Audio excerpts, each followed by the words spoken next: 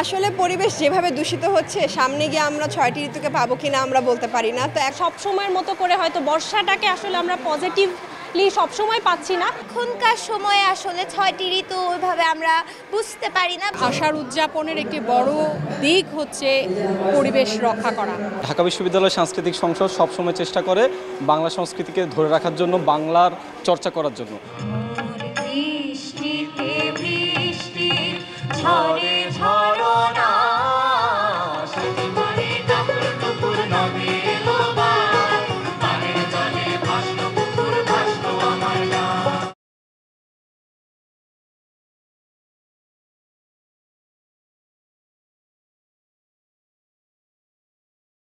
দুজনে মুখোমুখি গভীর দুঃখী দুঃখী বাদলের ছায়া পড়ে এসে